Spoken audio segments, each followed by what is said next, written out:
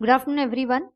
Let's quickly continue with PGBP revision and try and finish that so that I can start with a new chapter of capital gains today. Now, there was one homework question that I had given you, was Isaac Limited. That was your homework, so I'll quickly do that.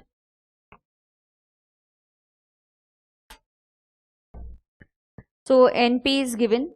The net profit, my presentation may not be that good, but it's just a homework question, so I'm checking it right.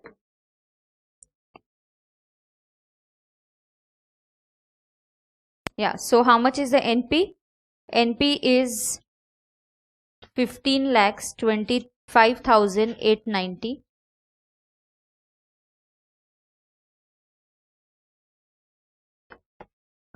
Right. After that, purchase of raw material used for purchase of in-house. This is the homework question that I'm checking. This is Isaac Limited ka question. 16th in the notes. Purchase of raw material used for purchase of in-house research and development. कितना raw material आपने in-house research के लिए purchase किया? 1,80,000. And how much is no in-house research? 200%. No. In-house is how much? 150%. Yes. So either add and we'll have less. So raw material for in-house research.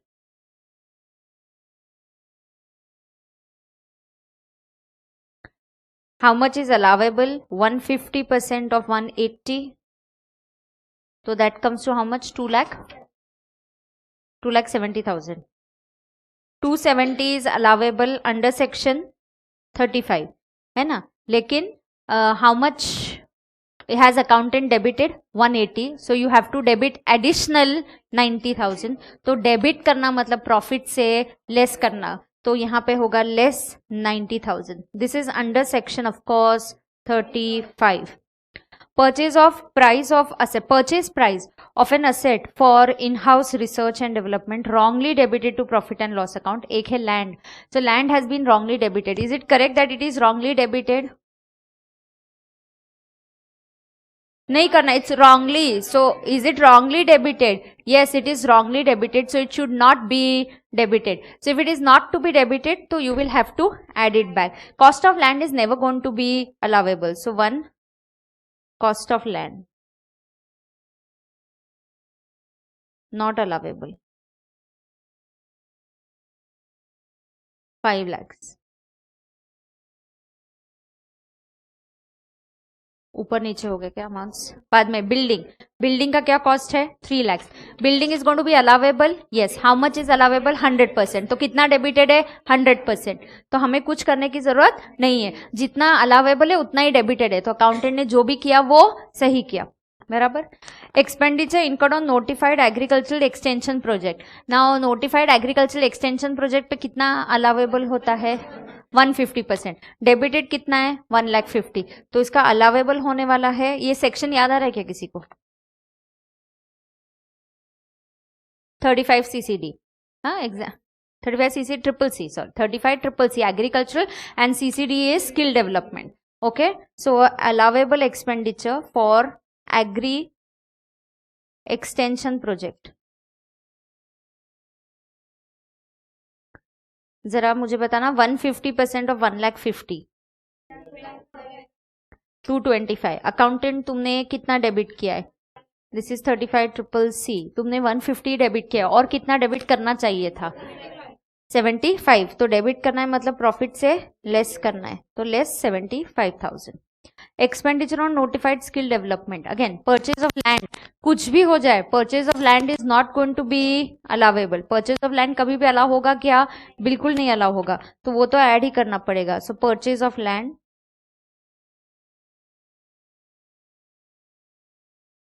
not allowable.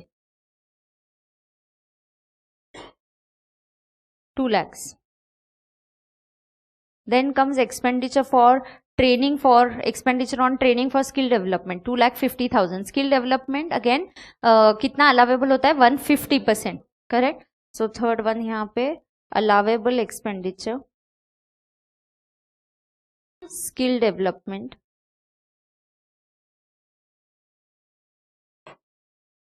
कितना allowable होगा?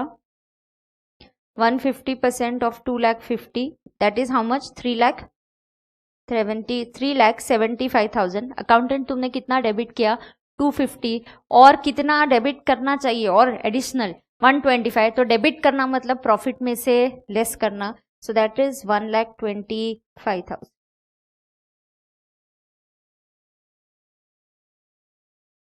बराबर है क्या? Expenditure incurred on advertisement in souvenir published by political party, is it allowable? No. Then you should write a note that you can try and claim deduction under 80GG C यहाँ पे B। हाँ, Isaac Limited है, company है, तो 80GG B correct. So third one write down advertisement, expenditure on advertisement.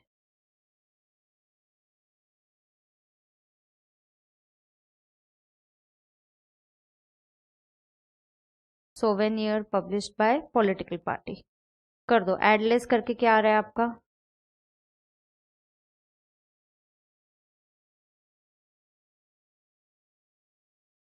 TGBP कितना आया? ये कितना आया चेक करो जल्दी।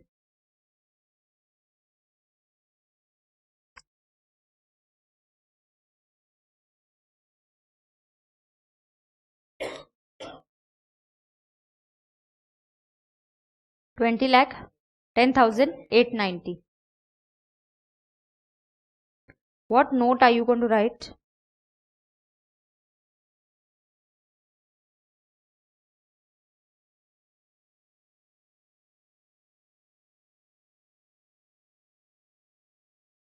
एडवर्टीजमेंट एक्सपेंडिचर को आप क्या क्लेम कर सकते हो? Can claim deduction under section 80 GGB. Why? This is advertisement to a political party, right? So we can claim a deduction. Clear to everybody? Sure. Little theory part that is remaining, I'll do that. We will quickly हम लोग conceptual question और MCQ इतना करेंगे तो फिर finish हो जाएगा PGPP अच्छे से.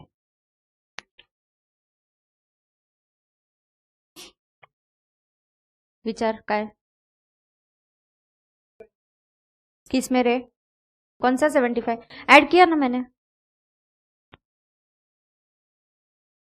डिसअलावेबल है तो मैंने ऐड किया और बाद में तो डिडक्शन क्लेम कर सकता है. देखो तो कितना आ रहा है फिर 1525 ये ऐड 3 है less 3 things and then it is coming to 20,10,890. आइजैक लिमिटेड बराबर है.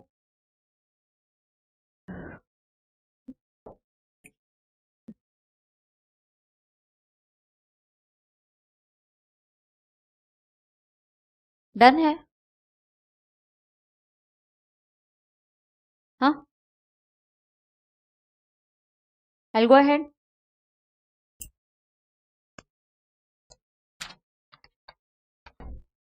Now pay attention to a little bit of concept wala part. You should all understand, students. You know, for depreciation, what should be taken as the cost? Huh? Now you could get like multiple choice या question में आ सकता है ना, ध्यान से सुनना. What if, you know, students, you get subsidy, you know, you get subsidy. Let me see if it's there in the notes that I have got. Just check.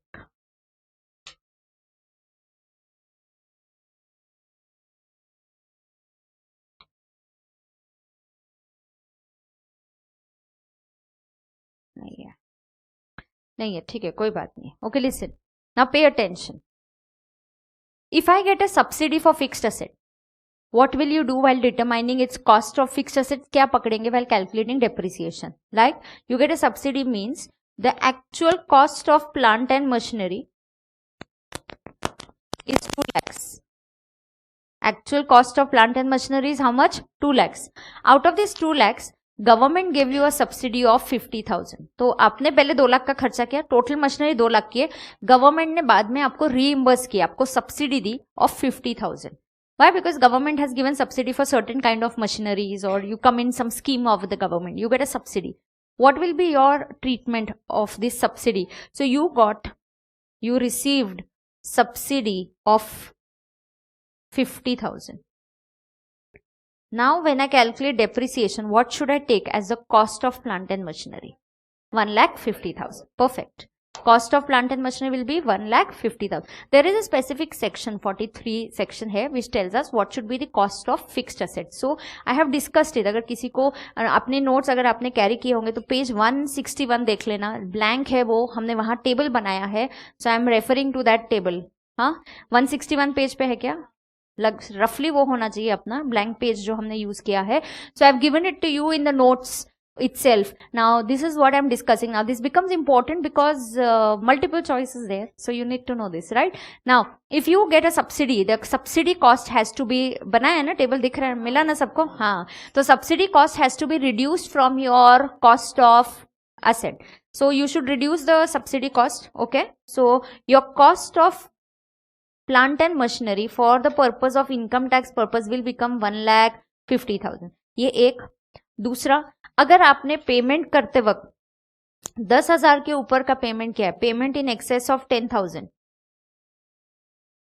and you make this payment in excess of 10,000 by cash, then will I consider that as a cost? No. We've done, I think कल परसों एक questions भी किया है जहां पे फिर हमने वो cost, अगर आपने cash में payment किया है तो we reduce that amount and we do not consider it for the purpose of calculation of depreciation. Correct? Third,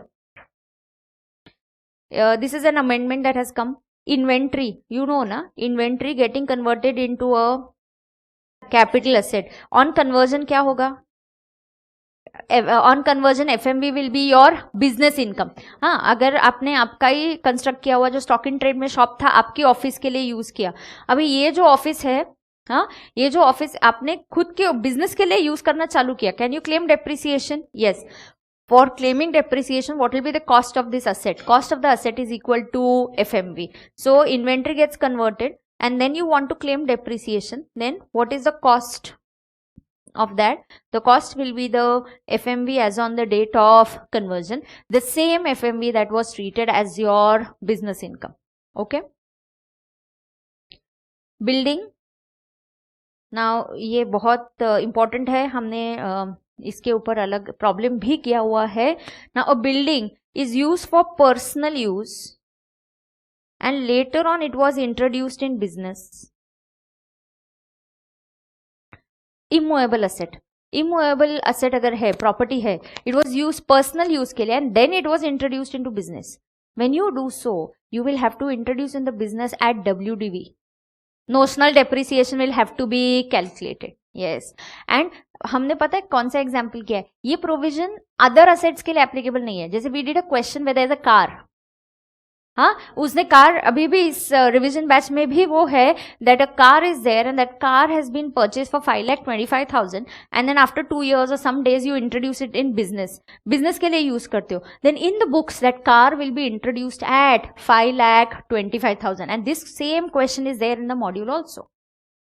बराबर. तो अगर कार है, अदर असेट से इमूवेबल है, तो आपको इधर नोशनल डेप्रिसिएशन लेना पड़ेगा and then you will have to introduce at what price?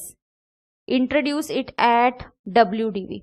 But if it is, ये ऊपर के लिए FMV है, and if it is other assets, 4A इसको बोल देते हैं, तो दोनों सेम ही है. If other assets are there which are first used for personal purpose and then introduced in the business, then when you introduce it in the business, please understand, when you introduce it in the business, it has to be for original, the cost only. No notional depreciation will be calculated. Is that clear? So what is going to be the cost of your assets in certain cases, right? Then scientific research वाला भी मैंने करवाया था आपको कि scientific research आपने किया, research complete होने के बाद आपने उसको बिजनेस में असेट को यूज किया, तो it will be introduced at what price? The cost of that asset will be taken as nil, zero value पे रिकॉर्ड होगा. ये करेक्ट है. आगे, if subsidy is received हो गया. If assessee sells a capital asset at WDV and reacquires it by paying some consideration. Okay, now listen, people do this. Now what is happening? Mr. X sold plant and machinery. Sorry.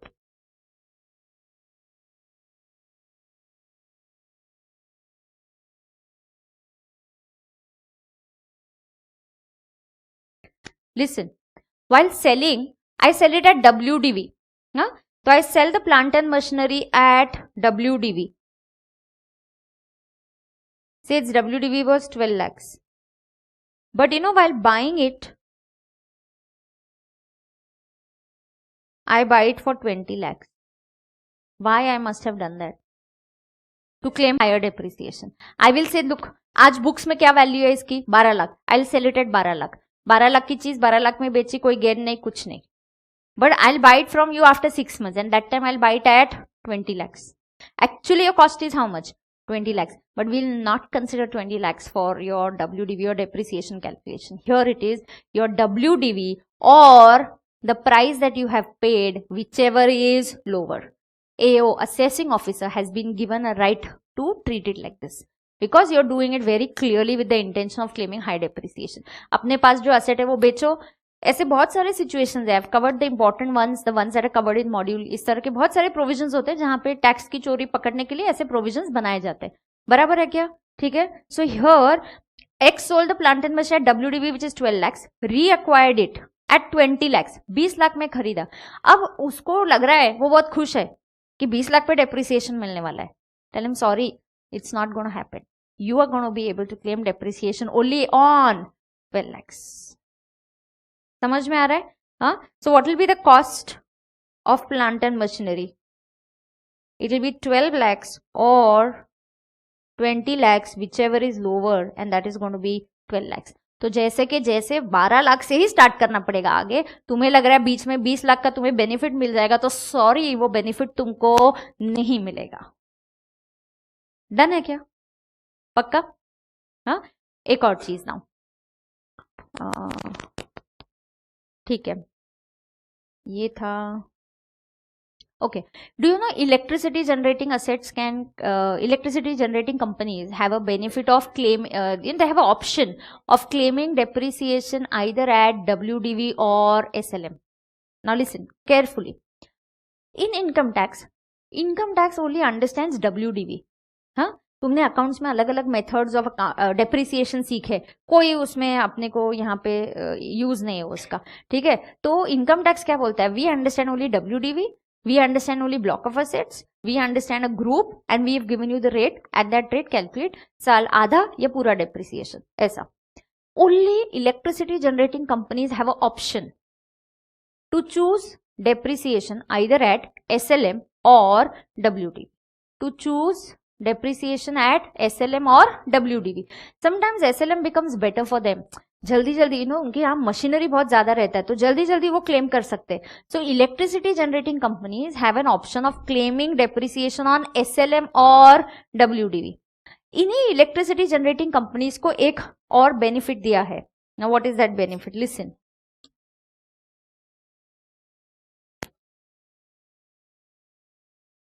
Okay, तो मैंने क्या सिखाया आपको? Electricity generating companies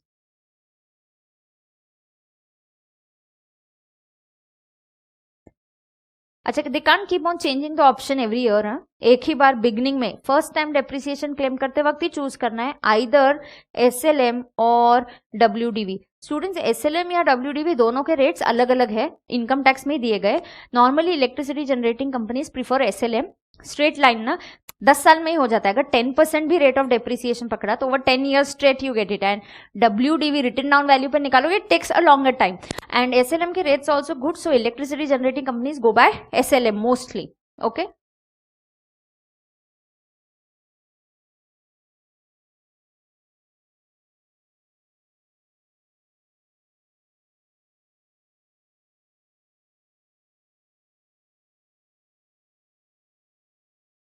Okay, so you have SLM or you have WDV. दोनों में से you have to choose which, SLM or WDV, you choose that. Once you choose this between SLM or WDV, after that there's a provision. जो भी आपने SLM suppose choose कर लिया होगा, WDV किया तो ये जो मैं बता रही हूँ नहीं है, अभी जो मैं आपको प्रोविजन बता रही हूँ it is you choose SLM।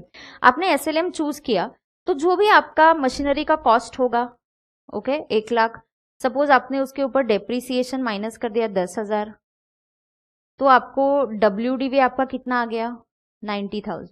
ना ऐसे नेक्स्ट ईयर हो गया, नेक्स्ट ईयर वापस आपने डेप्रीसिएशन 10,000 क्लेम कर दिया, SLM है ना, तो we calculated at the cost and then I will claim again here my WDV for the next year becomes 80,000। तो कितना WDV हो जाता है 80,000, करेक्ट है। Now what happens with this? Suppose this 80,000 का asset has been sold, okay, 80,000 का asset has been sold, this 80,000 के WDV worth is been sold for 90,000। क्या हुआ यहाँ पे, मेरा फायदा हुआ ना, 80,000 का असेट मैंने कितने में बेचा 90। Only for electricity generating companies there is a concept called as balancing charge. ये 10,000 बिजनेस इनकम ट्रीट किया जाता है। क्या ट्रीट किया जाता है? This 10,000 will be treated as business income under what concept? This is business income, it is called as balancing charge and it is business income under section 41। But suppose ये 80,000 WDV I sold it for 72,000, तो what happened? 8,000 का मेरा loss हुआ, we call it as business loss and it is called as terminal depreciation, मतलब last depreciation। asset बेच दिया, इसको क्या बोलते हैं हम लोग? terminal depreciation। now I didn't maybe teach you that time at business and profession point because that time you still didn't know capital gains, so you didn't know कि अच्छा यहाँ पे asset बेचने पे capital gain arise होता है और business income नहीं होता है। बाकी असेट्स के लिए अभी भी कैपिटल गेन्स ही होने वाला है, सिर्फ इलेक्ट्रिसिटी जनरेटिंग असेट्स के लिए क्या अराइज हो सकता है? बिजनेस इनकम या बिजनेस इनकम या business loss expenditure. Business loss मतलब it is called as terminal depreciation, last depreciation.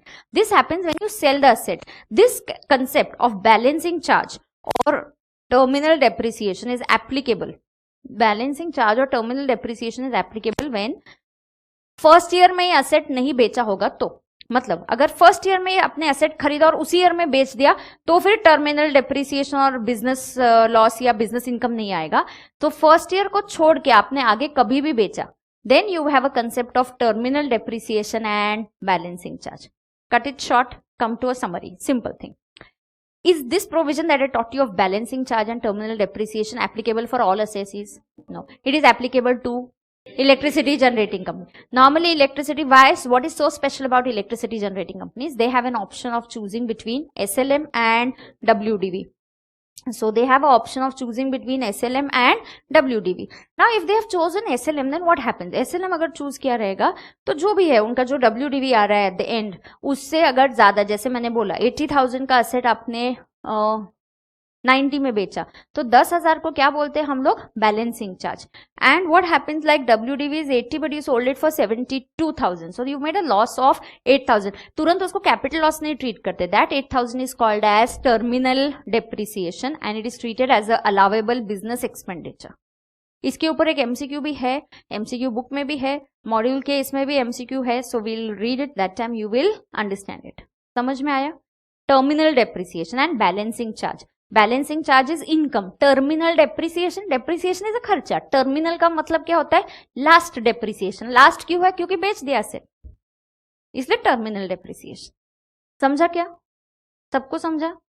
So terminal depreciation and balancing charge, ठीक है, डन। सो इतना ये कवर करना था। I do quickly do conceptual question, some conceptual question में भी repetitive, so will be a little quick while doing it, but some are important. जैसे module के कुछ क्वेश्चन है जो मैंने आपके साथ क्लास में किए हुए हैं, बट हम वापस पूरे अच्छे से कंसेप्चुअल क्वेश्चन करेंगे, MCQ करेंगे, तो at least then we are thoroughly done with this chapter. Okay, so let's quickly open our conceptual question. कितने हैं? 50।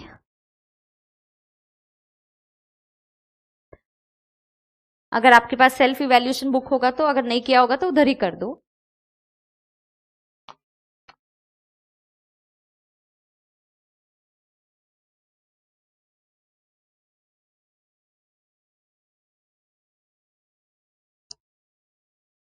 Understand? Donation of, come on, let's be quick. Donation for scientific research to an approved institute, 35,000. Research is not related to the business. So what? क्या होगा? What is be the allowable expenditure? Yes. So amount निकालो जल्दी से. Allowable expenditure is 150%, equal to how much? 52,500. Under which section? 35. When you give donation to outside, even if it is not related, it's allowable. When you do research, it has to be related to the business. समझ में आ रहा है क्या? Second one. Assessee carries out research relating to business. He purchases a plant and machinery for 88,000. He also purchases material required for his research, 24,500. He also purchases land for worth 1 lakh. So what is the allowable expenditure? चलो तुरंत. Machinery, is capital expenditure allowed? Yes. Is material price allowed? Yes, 24,500. Is land allowed? No. So totally this is equal to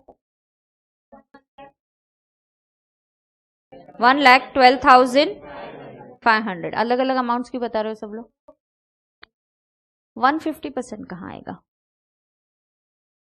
self है ना, इसको थोड़ी 150. Donation दिया तो 150% आएगा. In house है तो 150% आएगा.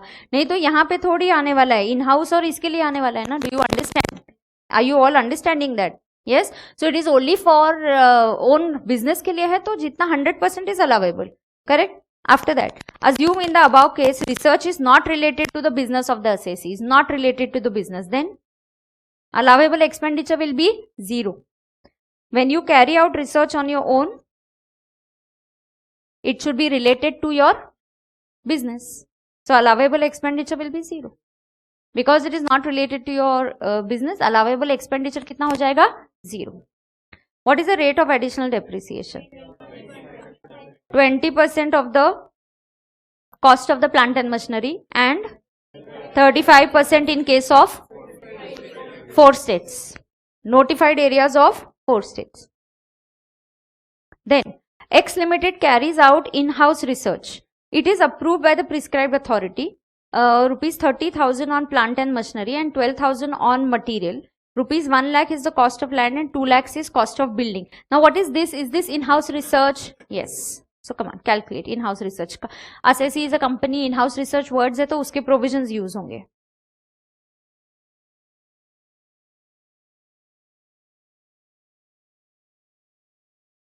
$150% of 30,000 plus 150% of 12,000 plus cost of land 0 and building 2 lakhs, 100%. Oops. 2,63,000. Done. आज ही जहां पे अगर आप मिस्टेक कर रहे हो मार्किंग कर देना. एग्जाम के एक दिन पहले सिर्फ वही देखना है. पूरे कंसेप्चुअल क्वेश्चन वापस सॉल्व नहीं करने. ये छोटी छोटी एडजस्टमेंट्स मिला के एक बड़ा प्रॉब्लम बनता है आपका. बराबर. हाँ, आगे. Donation to a company registered. What is the allowable expense? Scientific research के लिए परसेंटेज क्या है? 100%. 100% मतलब यहाँ पे कितना आएगा? 25,000. X Limited incurred expenses on incorporation of a company. What is this? This is allowable under section. ऊपर का पहले कंप्लीट करती हूँ. Under section 35. Now, allow preliminary expenses. Incorporation expense है preliminary expense allowed to be written off over 5 years. तो allowable expenditure कितना होने वाला है? 8,000. How did we get 8,000? 40,000 divided by 5 years. You know students, what happens is exam में क्या दिया जाएगा? अकाउंट. हमेशा 3 स्टेप्स में वर्किंग करना है. पहला, इनकम टैक्स एक्ट क्या बोलता है. फिर अकाउंटेंट ने क्या ट्रीटमेंट दिया. ओ अकाउंटेंट ने पूरा 40 डेबिट कर दिया. लिसन ना, पूरा 40 डेबिट कर दिया तो 32 ज्यादा डेबिट कर दिया तो ऐड 32. नीचे एक नोट दे दिया, preliminary expenses 40,000, incorporation expenses. Accountant has not recorded the same in P&L. Then you have to record the खर्चा, मतलब माइनस करना पड़ेगा. तो आप ऐड और लेस लर्न करके मत जाना. एक ही एडजस्टमेंट थोड़ा सा ट्विस्ट कर दिया तो चेंज हो जाता है. तो 3 स्टेप्स. पहले इनकम टैक्स क्या बोलता है. दूसरा, अकाउंटेंट ने क्या इफेक्ट दिया, अगर सही दिया तो नो रेक्टिफिकेशन, सही नहीं दिया है तो अब आप रेक्टिफाई करो. In these 3 steps is what you have to solve it. समझ में आ रहा है क्या सबको? हाँ, अकाउंटेंट ने क्या किया, फिर इनकम टैक्स का प्रोविजन क्या है, फिर सेकंड अकाउंटेंट ने क्या किया, और थर्ड अब आपको क्या रेक्टिफिकेशन करना है. ठीक है.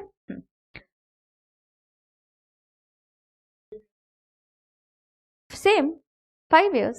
Yeah, sole proprietor also. This is applicable for everybody. Yes. Preliminary expenses are applicable for everybody. सिर्फ कंपनी को लिमिट अलग है, 5% ऑफ कैपिटल एम्प्लॉयड वगैरह आता है वहां पे. Now ABC Limited paid insurance premium on health of employees 18,000 in total, out of which 12,000 was paid in cash.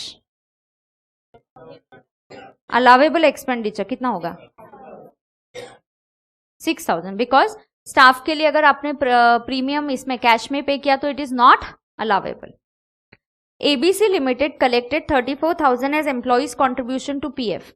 So ABC Limited collected 34,000 as employees contribution to PF, out of which 22,000 was deposited within the due date of the fund and balance after the due date. So what is it? पहले 34,000 will be treated as income. When you collect employees contribution, it will be treated as income. And when you paid within the due date, it is treated as expenditure. तो पहले income का क्या impact आएगा? आप plus करोगे. income कितना होगा? Yes. तो income is equal to 34,000 और खर्चा 22. तो net impact, नेट इनकम आ रहा है फिर आपका 12,000. तो 34 you collected is your income, what you paid within the due date is your expenditure. Employees provident fund के लिए कौन सा ड्यू डेट देखा जाता है? Due date. Employees due date of the fund, कौन सा ड्यू डेट देखा जाता है? Due date of the fund. और एम्प्लॉयर के लिए कौन सा ड्यू डेट है? रिटर्न का. रिटर्न का, बराबर है. ABC Limited contributed 34,000 towards employees. ABC Limited ने contribute किया, ये एम्प्लॉयर की कॉन्ट्री की है बात हो रही है. The fund is recognized, then allowable expenditure. Of course, provided it is paid within due date of 139(1). Provided it is paid within the due date under section 139(1). बराबर है. So of course there is another section 43B that talks about it. Assume in the above case that the fund is not recognized, then not allowable. Mr. X has taken a loan from the bank for business and paid interest of 12,000. Allowable. Assume the above loan is for payment of income tax. Is income tax allowable expenditure? No. Loan taken for income tax, interest paid on that, will that be allowable? No. Assume the above loan is for payment of sales tax, GST and customs duty. Allowable? Yes. Indirect taxes के लिए है तो it is allowable expenditure. आगे. Mr. Y, a businessman, paid interest of 7,500 on his own capital. Not allowable. Why? Notional expenses. Firm Star Enterprises pays interest of 12,000 on partner's capital account. Firm के लिए allowable होगा? हाँ, subject to 40B. Yes, subject to 40B क्या बोलता है? 12% के अंदर होना चाहिए. Perfect. So you should say allowable, subject to section 40B. And what is the limit in 40? Sorry, B is small. 40B, and what is the limit? 12%.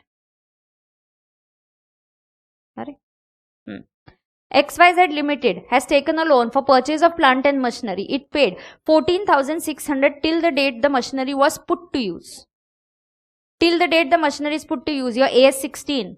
AS16 पढ़ा है ना, cost of borrowing. Qualifying asset दिखते हो, फिर qualifying asset में जो भी interest है you have to add it in the cost. So this is going to be capitalised. याद आ रहा है कि नहीं आ रहा है? AS16 याद आ रहा है कि इनकम टैक्स का प्रोविजन याद आ रहा है? दोनों सेम ही है वैसे. हाँ, यू नो इनकम टैक्स में भी अकाउंटिंग स्टैंडर्ड्स होते हैं. हाँ, and they are called as ICDS, income computation disclosure statements.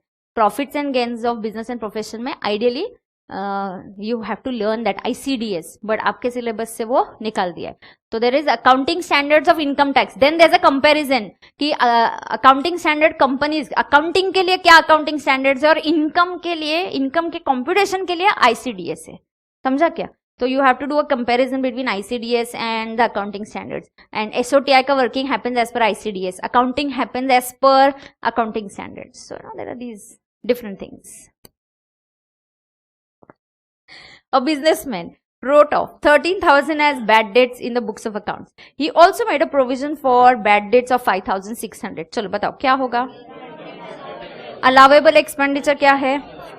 हाँ 13,000. And what about bad provision for bad debts? Not allowable. Provision for bad debts? Not allowable. Expenses on family planning?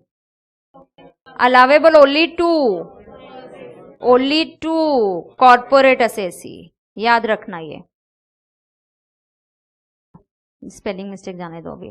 Capital expenses on family planning allowable over 5 years. ये भी किसको? लेकिन corporate assessee.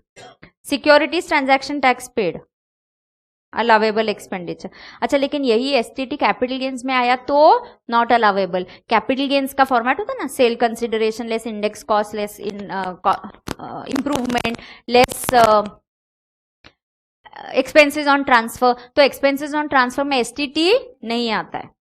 Fringe benefit tax now abolished and it was not allowable also. अभी तो है भी नहीं.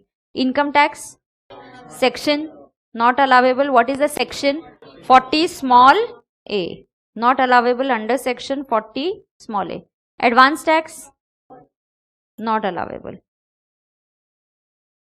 Same section. Expenses on acquisition of know-how. P&L को डेबिट किया. Expenses on acquisition of know how.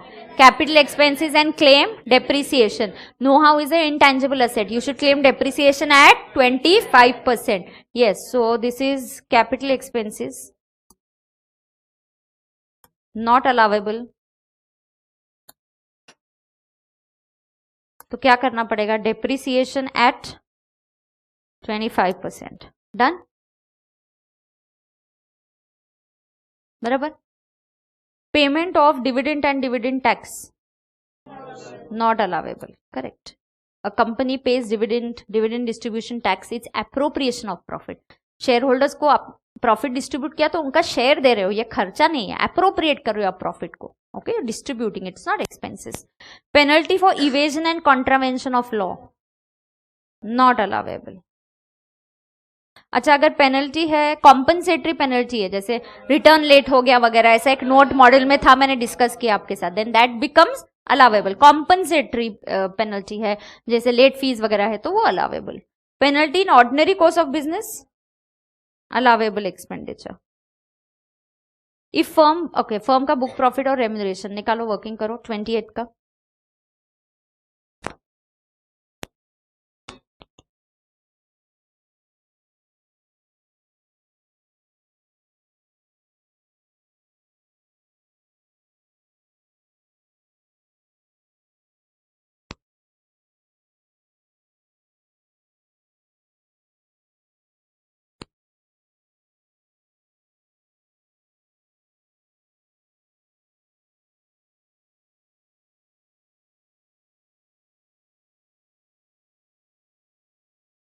Book profit में कैसे वर्किंग करते हैं?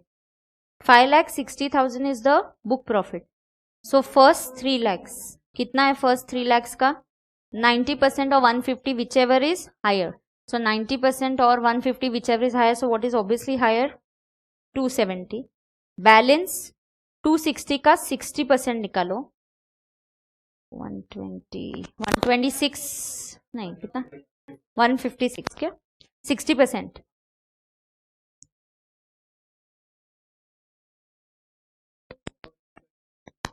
4,26,000. This is the limit allowable remuneration.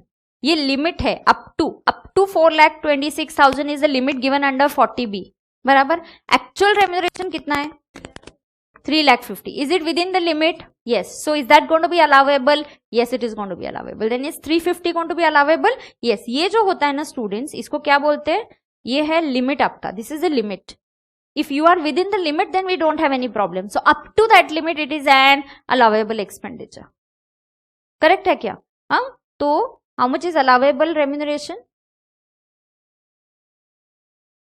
3 दिया है ना? 3 lakhs. 350. So 350 is allowable remuneration. Done क्या? आगे. If firm's book profit is 1,30,000 and remuneration is 1 lakh, 130.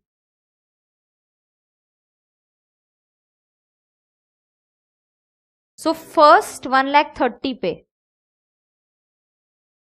1.5 lakh और 90% ऑफ 130, दोनों में से विच एवर इज हायर. क्या हायर होगा? 1,50,000. इसलिए समझा why whichever is higher दिया है. हाँ, आप बोलोगे अरे मैं हमेशा 90% is going to be higher. I know that 90%, 3 lakhs is going to be higher, but book profit can be anything ना. Book profit here is just 130, तो उसका 90% और 1,50,000 विच एवर इज हायर. समझ में आ रहा है क्या सबको? So how much remuneration is actual. Actually कितना दिया आपने? So are you within the limit? हाँ, इज ये 150. 40B सेक्शन क्या देता है? Maximum limit for remuneration. So what is the maximum limit for remuneration? 150 and actual is 1 lakh. So what will be allowable? 1 lakh. Allowable remuneration will be 1 lakh. देखो किसी को doubt है क्या? हाँ, आपके सेल्फ इवैल्यूएशन में कर चुके हो क्या आप? ये कुछ ने किया है, कुछ ने नहीं किया ना. ठीक है. 29 done. 30. If firm's book profit is 2,20,000 and remuneration is 2 lakh,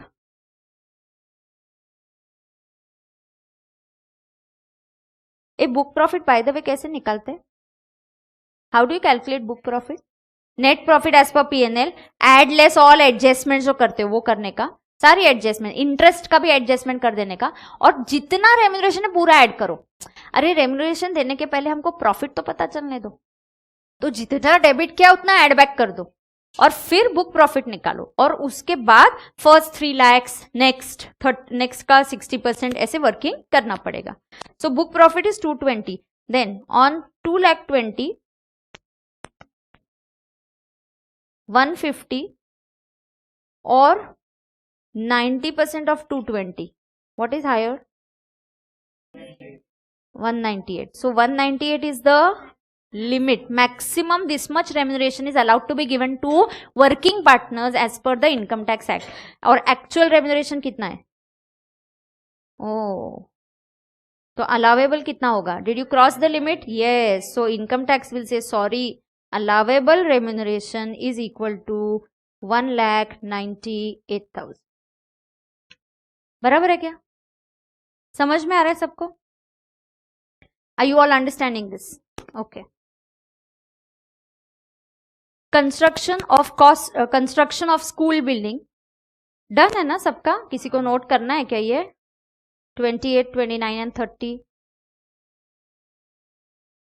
Okay, coming back. Construction of school building in compliance with CSR activities amounting to 5,60,000. Is CSR activities allowable? No. What is the full form of CSR activities? Corporate Social Responsibility. New Companies Act 2013 requires you to have some percentage of your profit towards the social responsibility, 2% of the profit. But आपने suppose ये 2% खर्चा कर दिया जो 5,60,000 आ रहा है, क्या income tax इसको अलावेबल एक्सपेंडिचर ट्रीट करेगा? No, not allowable expenditure, right?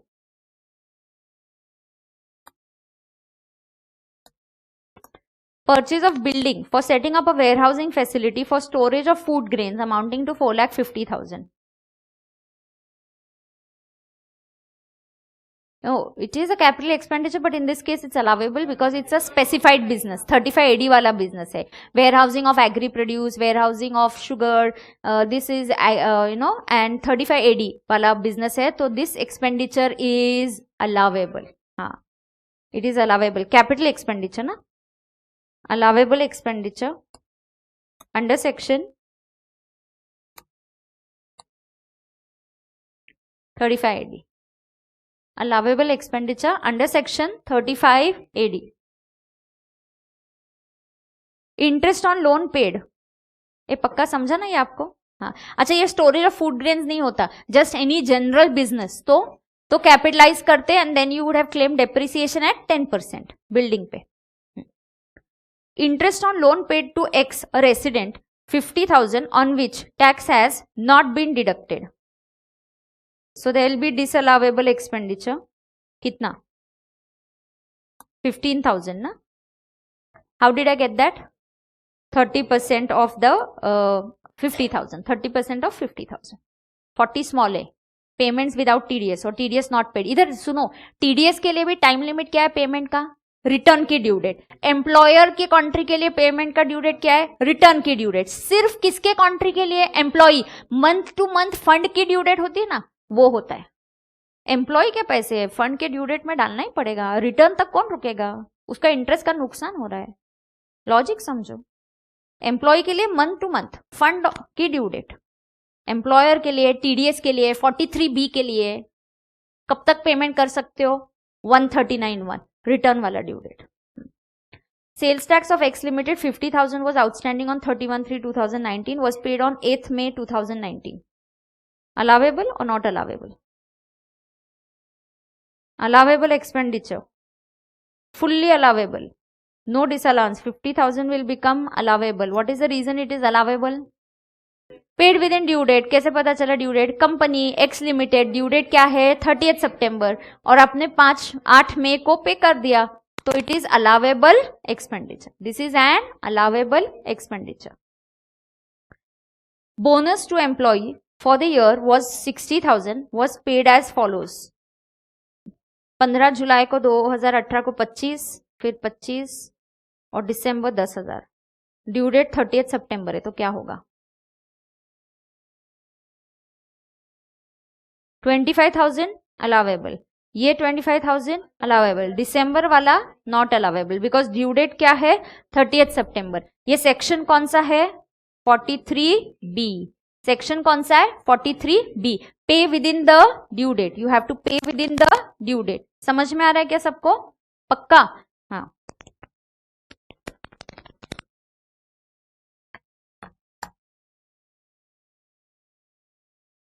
Payment of 87,000. ओहो, ये दिया वापस. Okay. Payment of 87,000 for purchase of raw material was done as follows. 80,000 by account payee cheque, allowable. हाँ. 25,000 not allowable. 32 by cross cheque, not allowed. कौन से check से होना चाहिए? अकाउंट पे चेक, बराबर. या ईसीएस या ये मोड में भी अलाउ हो सकता है. Comment on the allowability of following. Mr. Achala hotelier claimed expenditure on replacement of linen and carpets in the hotel as revenue expenditure. तो is it allowable? Yes. Hotel industry बार बार change करना पड़ता है carpets, curtain. So you also have to understand कि कौन सा business है, नेचर ऑफ बिजनेस ध्यान में रखो, और फिर देखो वो खर्चा अलावेबल है या नॉट अलावेबल. बराबर है. So is this an allowable expenditure? Yes. Hotel industry they have to keep the restaurant has to be very proper, only then the customers are gonna get in. Okay. Interest on loan paid to X, a non-resident, 50,000 on which TDS has not been deducted. How much will be disallowable? 50,000 entirely disallowable. This is under section 40A. How much is the disallowance? 100%. 100% of the expenditure will be disallowed. Demerger expenses. Okay, this is not in your syllabus. Section है amalgamation और demerger पे जो खर्चा होता है ना, amalgamation करने पे it is allowed to be written off over 5 years. But ये आपके सिलेबस में ये सेक्शन डिलीट किया है, एक्ट में है. हाँ. 41 पढ़ो. Few more to go, that's it. Come on.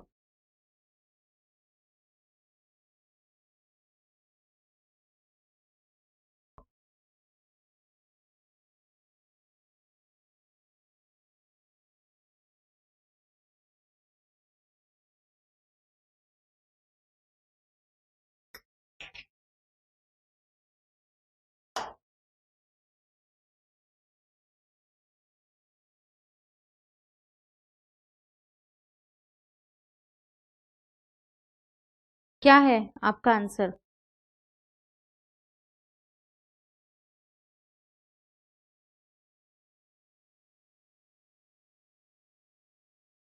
Amount recovered from employees towards, no sorry not this, 41। तो क्या होगा 41 में? पेंशन स्कीम 80 CCD में एम्प्लॉयर ने कितना कंट्रीब्यूट किया? 30 lakhs। And what is the amount in excess of 10% of salary? 7 lakhs। Employer ने अपनी जेब से एम्प्लॉय के पेंशन फंड में पैसे डाले, तो is it an allowable expenditure? Yes, it is allowable provided it is up to 10% of the, provided it is up to 10% of the salary. तो यहाँ पे व्हाट इज अबाउट 10%? 7 lakhs। तो that 7 lakhs will be disallowable. तो ये जो 7 lakhs है ये allowable expenditure नहीं है। Maximum employer can contribute is up to 10% of salary. Employer के अपनी जेब से पैसे निकाल के दे रहा है, ये खर्चा है उसका। फिर वो इनकम टैक्स को पूछता है अलाउेबल है क्या? इनकम टैक्स बोलते हैं हाँ अलाउेबल है, बट लिमिट है। कितना लिमिट है? 10% ऑफ सैलरी। ठीक है, आगे read 42।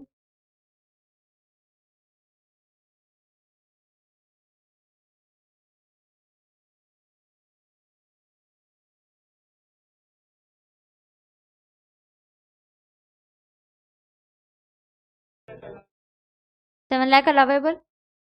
Amount recovered from the employees towards provident fund, amount recovered 12 lakhs। तो पहले 12 lakhs क्या होगा? Income, out of which remitted, okay, and how much was remitted within the due date? End of the year 7।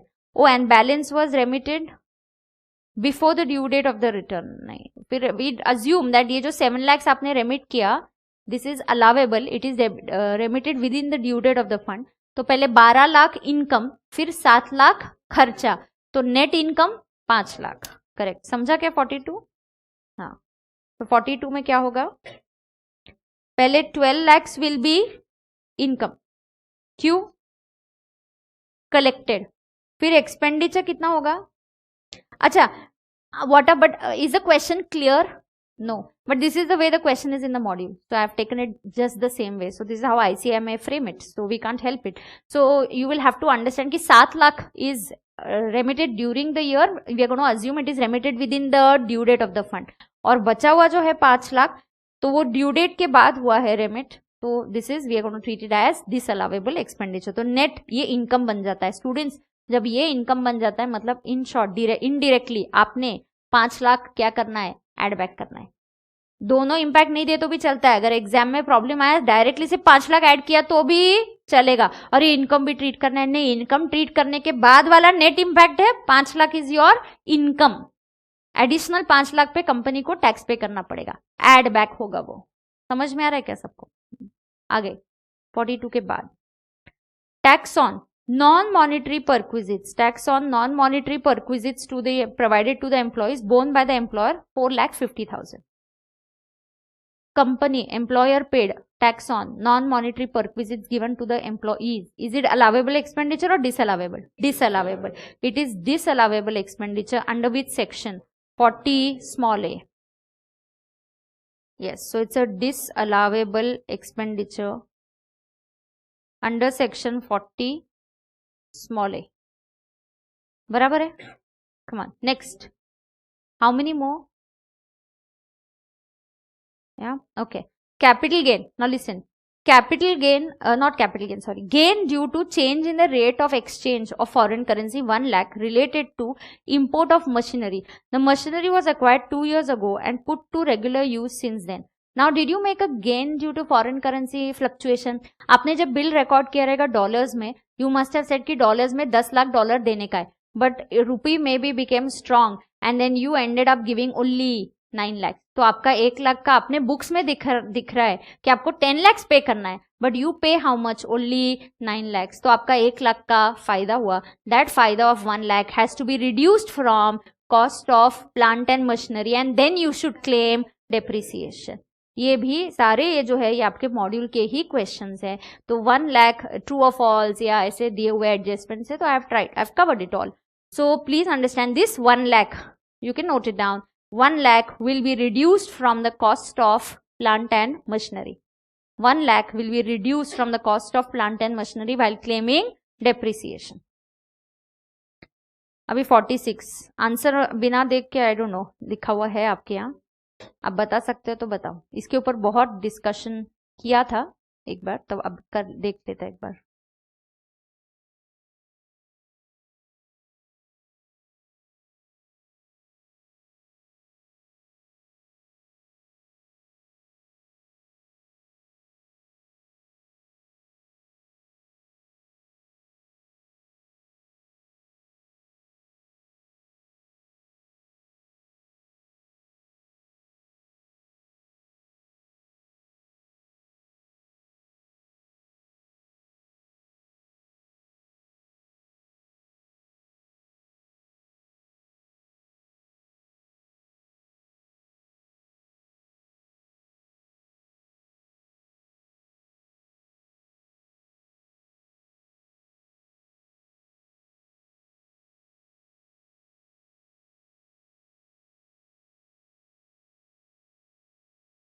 Income में add हो जाएगा,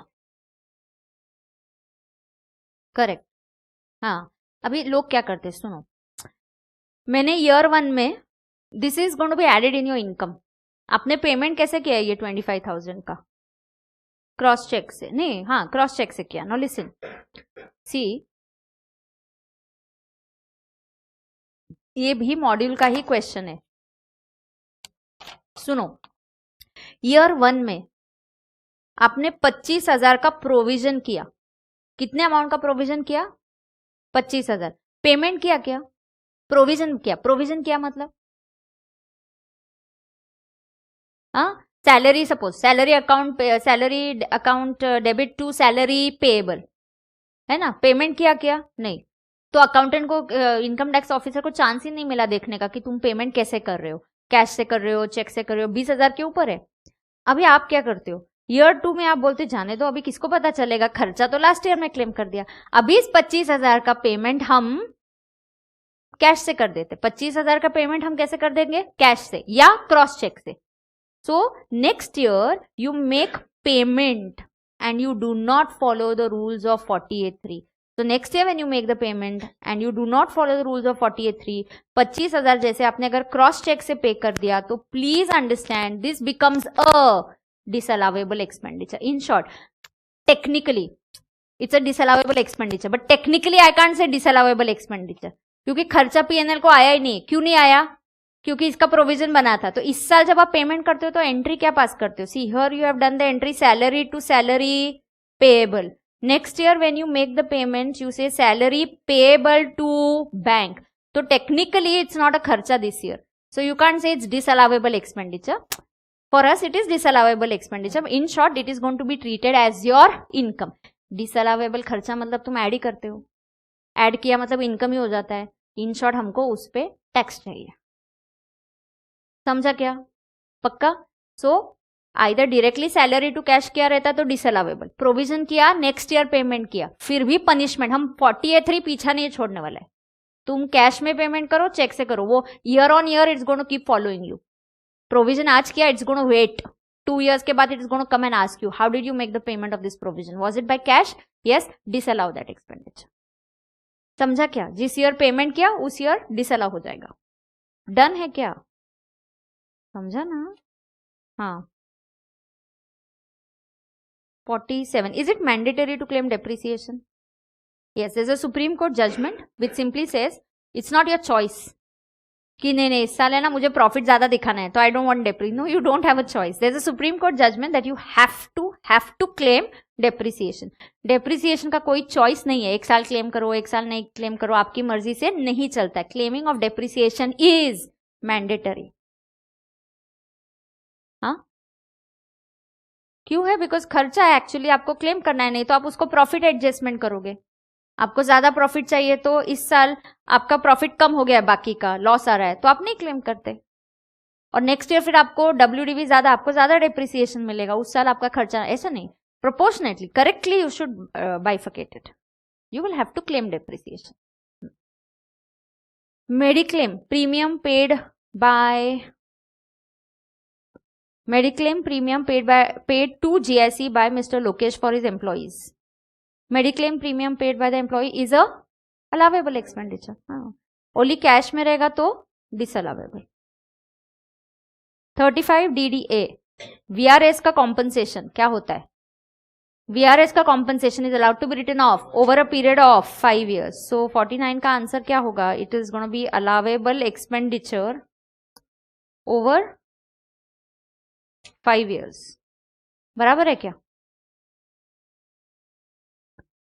Provision made on actuarial valuation for payment of gratuity 5 lakhs. However, no payment on account of gratuity was made before the due date of filing the return. Allowed or not allowed? Not allowed. Mere provision of gratuity is not allowed. अरे नहीं तो लोग कुछ भी करेंगे. 10 lakh gratuity, चलो tax कितना आ रहा है? अच्छा बहुत ज्यादा आ रहा है, नहीं नहीं I am not ready to pay, चलो ग्रेचुटी का प्रोविजन करके PNL को डाल दो. नहीं चलेगा. It has to be a fund. You have to pay it. Put money in the fund. Only then it is allowable. So this is not allowable. हो गए कि नहीं? अभी और कितने?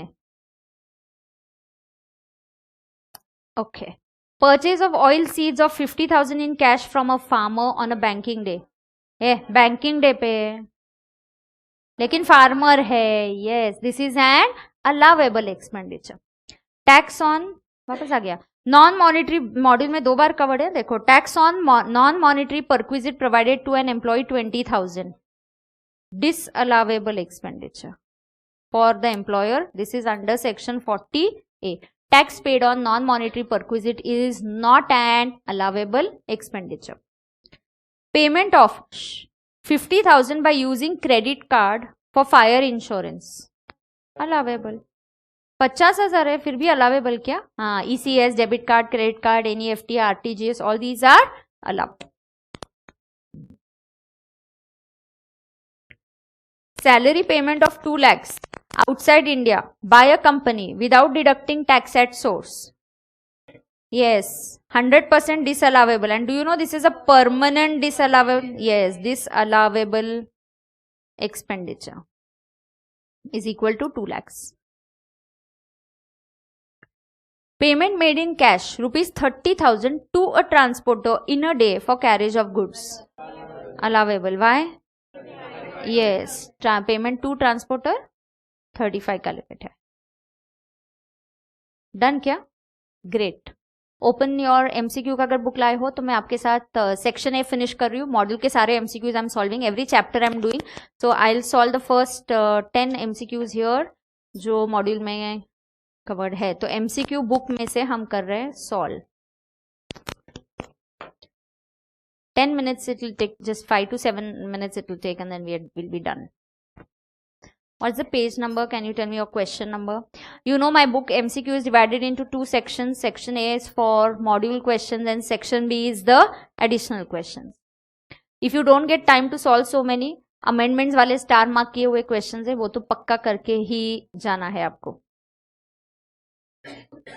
मुझे पेज नंबर बताओ ना जल्दी. 10.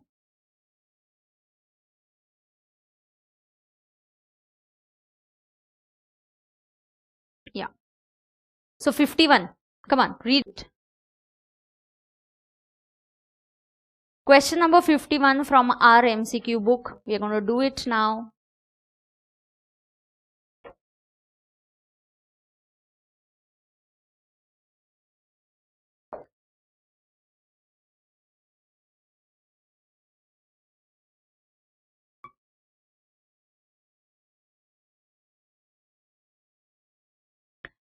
Assessee uses plant and machinery for purpose of his business. Under section 31, he shall be eligible for deduction on account of what?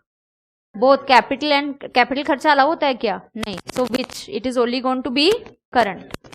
And 1/5 वगैरह कुछ होता है क्या? नहीं, कुछ भी नहीं. Okay. So B is the correct answer. Is that clear? Nothing is happening.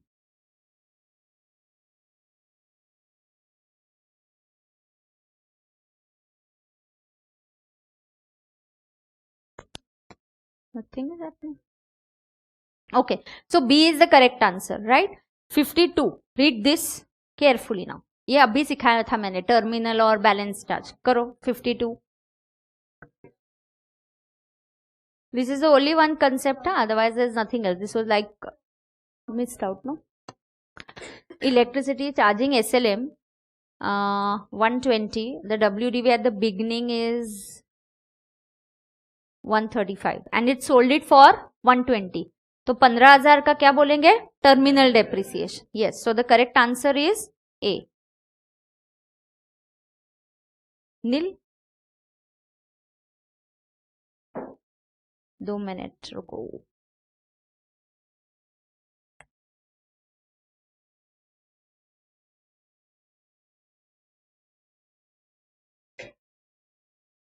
Yes, so the correct answer is terminal depreciation.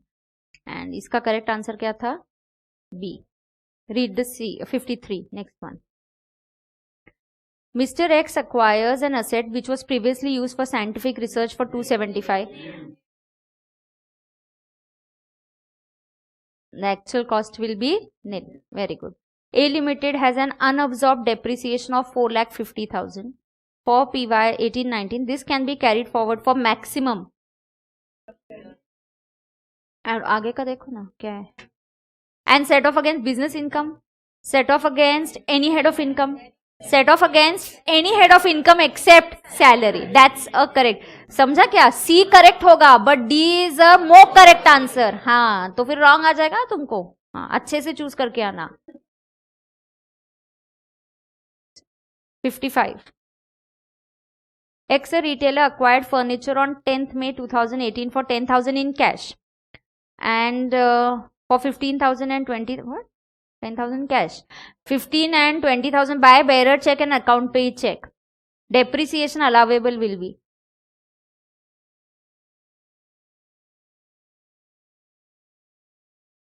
कितना depreciation आएगा?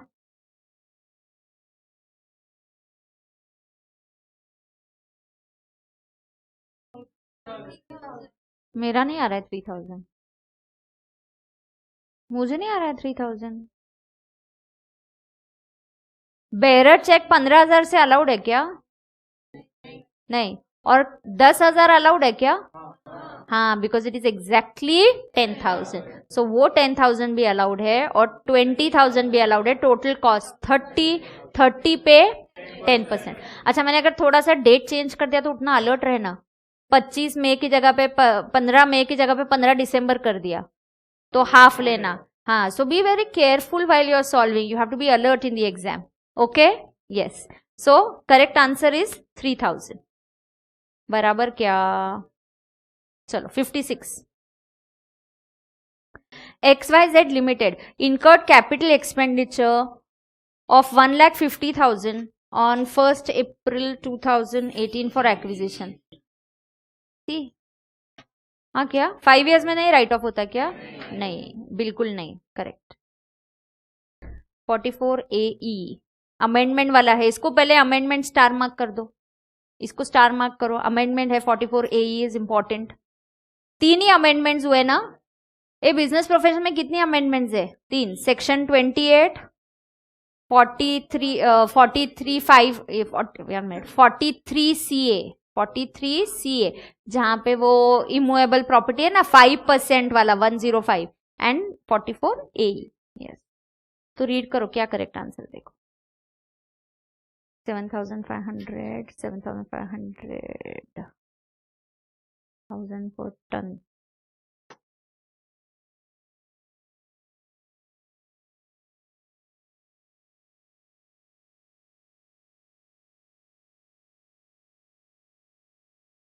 करेक्ट आंसर क्या है? D. D is a correct answer. Yes. C में light का नहीं दिया है ना और D is a better and a more correct more appropriate answer. 58. Where the total turnover of the assessee eligible for presumptive taxation under section 44 AD is received entirely by account paid check. 6%. 59. Rough में करो. इसका working है exam में करना. ऐसे देखते मत कैलसी पे मत करना. सॉल्व करना. बाय चांस कुछ मिस्टेक हो गया तो you have the red answer with you ना.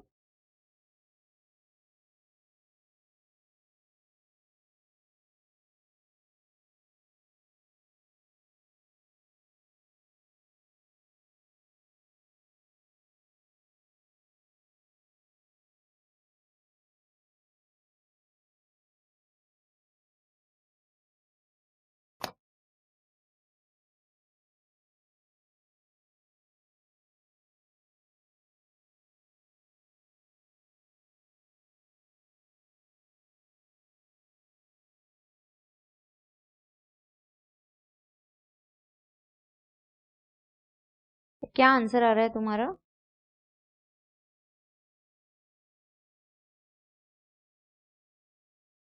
I'll calculate 50.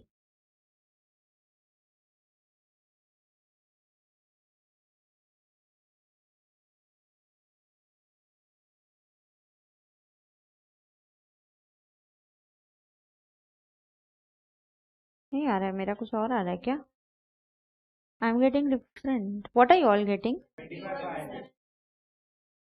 मेरा ए आ रहा है. मेरा तो ए आ रहा है बाबा. ये देखो. अयो आंसर आया ही नहीं. अरे जो 50,000 है ना, ओपनिंग WDV 320, जो एडिशन है ना 50, it has an asterisk mark. Put to use दिया है ना 1 नवंबर को, it was put to use. Purchase कभी भी होने दो, it is given put to use. और माइनस कितना किया? 2 लाख का. तो क्लोजिंग WDV क्लोजिंग कितना आया? 170. 170 में से 50,000 पे 7.5% एंड 1,20,000 पे 15%. Check now. ये 18,000 और ये 3,750. So I am getting 21,750. Why you all got 25,500? Don't do that. Don't take it. ऐसा अरे डेप्रिसिएशन निकालना है, कितना इजी है. Don't take it lightly. ज्यादा फ्रस्ट्रेशन आता है जब इजी जो अपने को आता है और उस पर मार्क्स मिस आउट हो गए ना, तो ज्यादा फ्रस्ट्रेशन आता है. Don't let that happen. समझा क्या? हाँ. तो करेक्ट आंसर क्या है? ए. Correct answer is A. And the last one now. Employer's contribution to Provident Fund, Superannuation Fund, Gratuity Fund is allowable as a deduction in computing the income under the head PGBP provided it has been paid before. पक्का क्या? हाँ, अभी कितनी बार discuss किया ये है कि नहीं? ऑन और before the due date under 139(1).